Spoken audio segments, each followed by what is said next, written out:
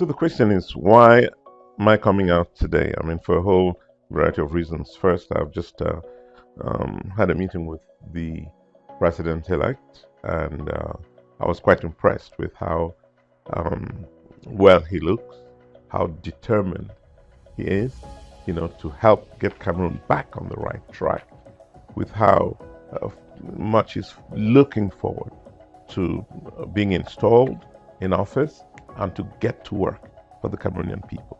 So yes, that's why I came out of that meeting and eager to say something about not only the meeting, but also how we see the future. You wanted to know if the intent is not to disrupt what Mr. Biya is doing with regard to being installed in office. I can tell you with absolute certainty that Mr.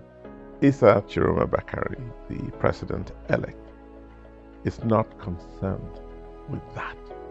His concern now is to get Cameroon back on track.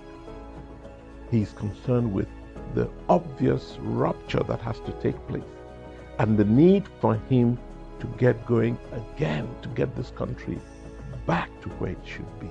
And that's his primary concern. He's also concerned with doing everything to avoid a single death, another drop of Cameroonian blood.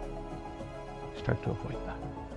So he's not going to want to step into some masquerade that's called a swearing in. He doesn't understand what swearing in they're talking about. The elections were held.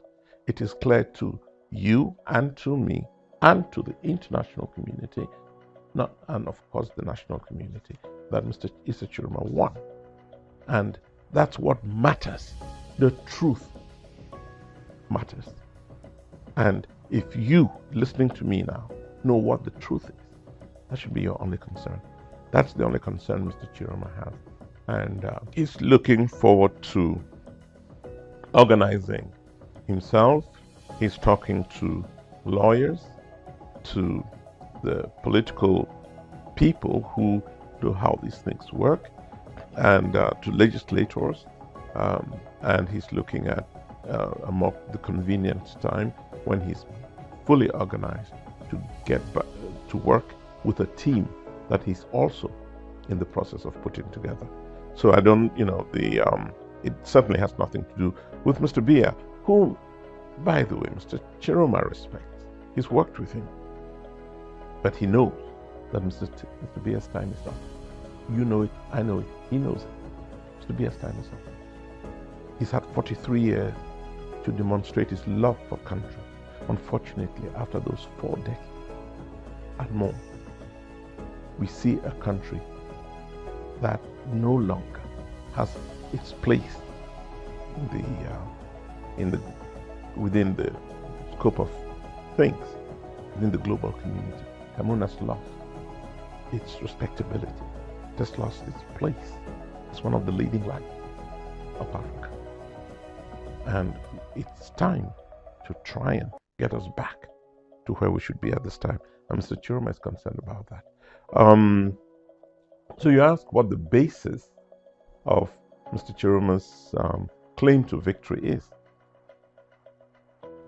We do know that.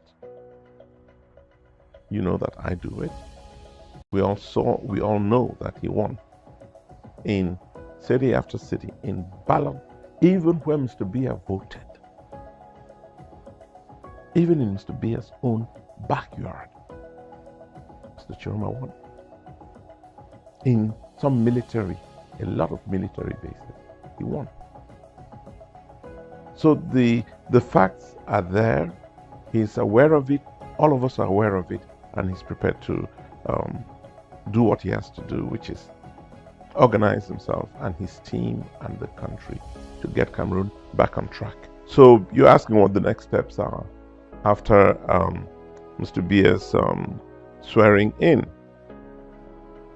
And, it's interesting because I put the question to him. And, it was one of the moments of relaxation.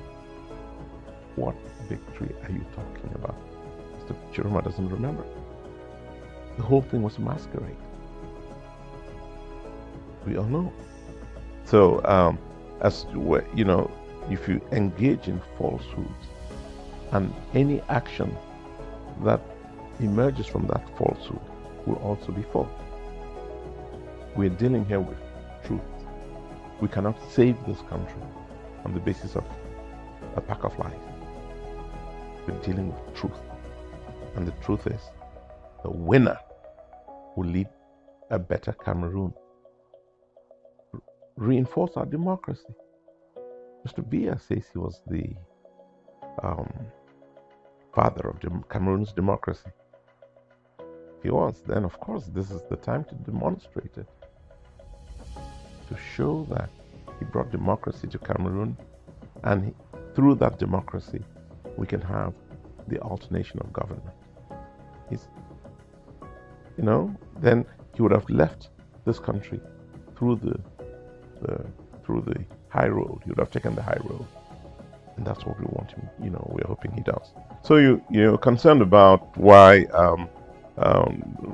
the need to be serious and how about the next steps after the swearing in. And I told you, that this was a charade, and I invite you to reflect with me.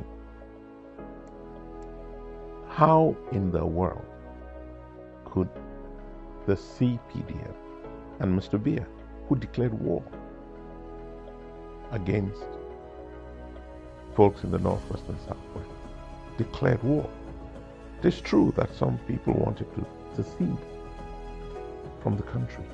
You would have thought they would have sat down to discuss why people want to secede and what needed to be done. No, on the contrary, a political problem was being resolved through military means. And as a result, a lot of people died.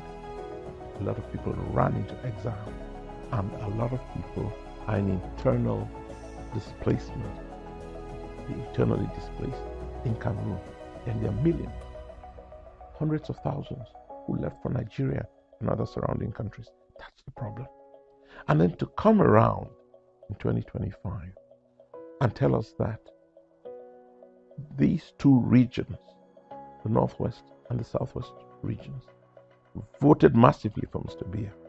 If you think that's true, then you've got another thing to do. So how could I give the example I like to give of Batibo, where it is claimed the CPDM got 48,000 votes, 4,800 votes, Mr. Biya, 4,800 plus votes. How could it be? Batibo could not even bring out, I asked. They said Batibo could not even bring out, the number I was given was 200. That they can't bring out 1,000 people. How do you get 4,000 plus votes when 1,000 people could not come out to vote? See, these are the inequities in what came out from these elections.